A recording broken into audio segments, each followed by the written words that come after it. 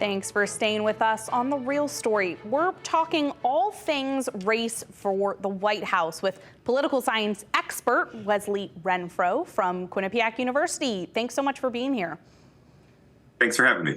So even though we're in the midst of municipal elections right now in Connecticut, people are already looking ahead to 2024. We just saw the second GOP debate this past week, more Trump legal drama, more congressional and White House blowback. There's a lot going on with these candidates. What do you think we're seeing become the most important aspects of these campaigns right now? Well, we're pretty far from the election, and that's an important consideration. I think there's a bunch of things going on simultaneously. One is the challengers for the GOP nomination are realizing that they're very far behind and that it's probably unlikely that they're going to capture the nomination without some significant overhaul in the base's opinion about both Donald Trump and them.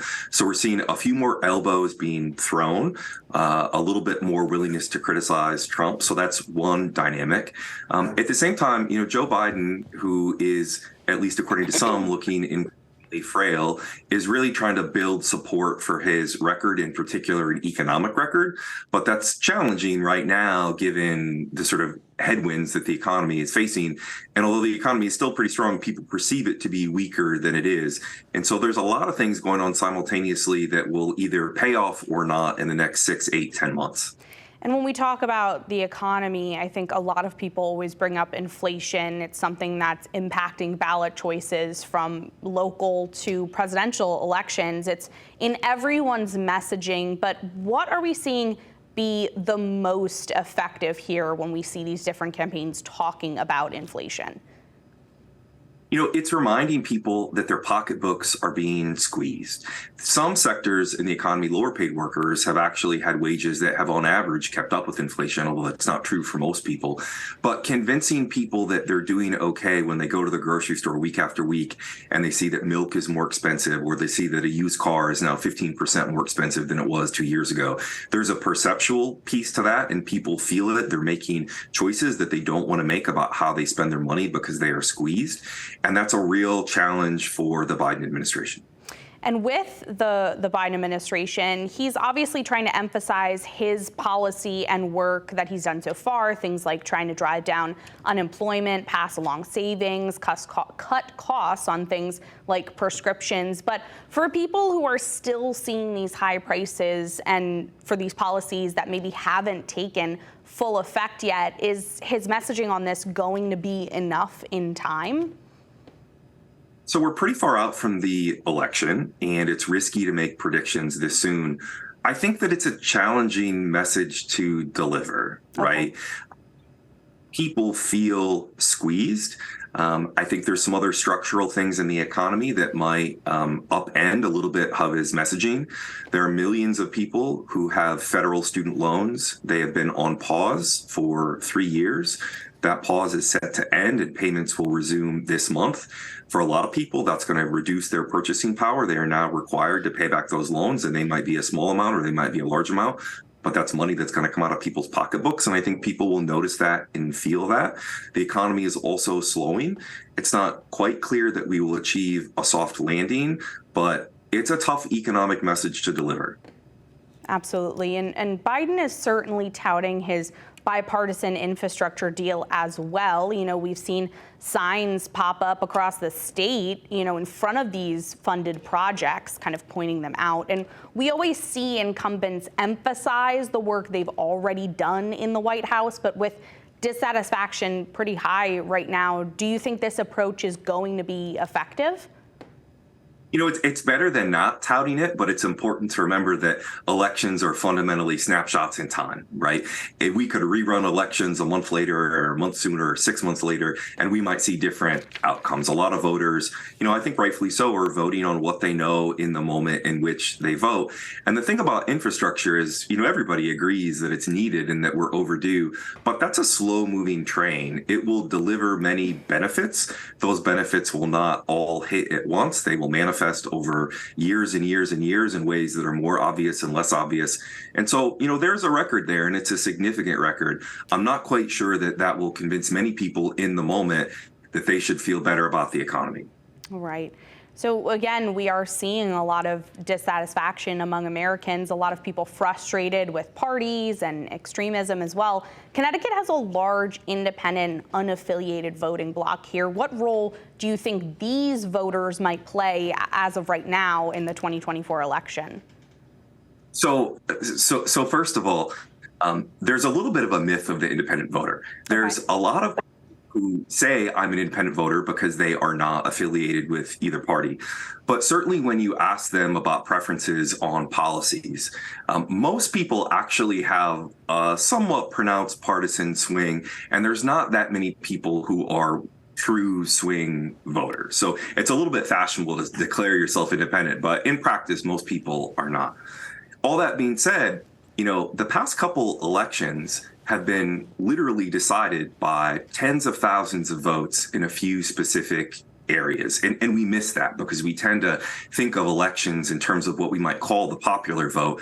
But really, 50,000 votes in Wisconsin in 2016, 40,000 votes in Pennsylvania, right? That's enough in a really contested political landscape to change a state, flip a state, affect the outcome of the Electoral College. And so with those kind of margins, it is really important to pay attention to every single voter, and that is tough. Do you think we could see any sort of out-of-party voting, especially when we see a lot of groups, maybe moderate Republicans right now, especially in a state like Connecticut, who are frustrated? Yeah, it is interesting. In the past couple election cycles, there has been more split ticket voting.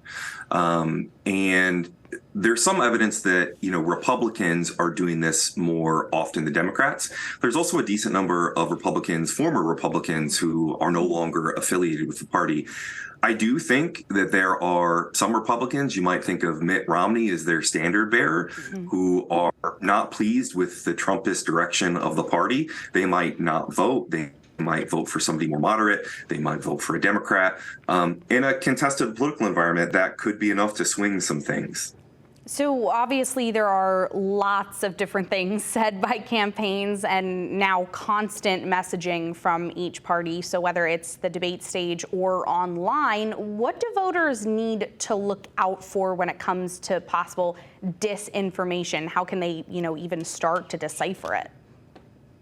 Yeah, so I think there's a couple things. We have collectively turned politics into entertainment. And when people ask me how they should think about politics or how they should consume information about politics, I just remind them that they should look at a diversity of sources, right? You might want to look at your local news. You might want to watch some cable news. You might want to tune into the cable news that is not your preferred cable news. You might want to pick up a newspaper. And also, we talk about the interocular optical test, right? If it smacks you between the eyes, is it too good to be true? Does it seem too fantastic? Ask some basic critical thinking questions about what you might hear, because, politicians have a vested interest to spin, and that's a charitable way of saying it, their record, their accomplishments, the things that they dislike about their opponents, because they're trying to motivate you and get you to vote. And so, not taking everything at face value is, I think, that's a thing that citizens owe themselves. Sure. And when it comes to election security, we've seen a lot of distrust right now from both the probe into absentee ballot alleged fraud here locally, in Bridgeport, to Trump, a former president and now candidate who's in court for alleged election interference. So first off, do you think people have any trust in the process right now? They have far less trust than they should.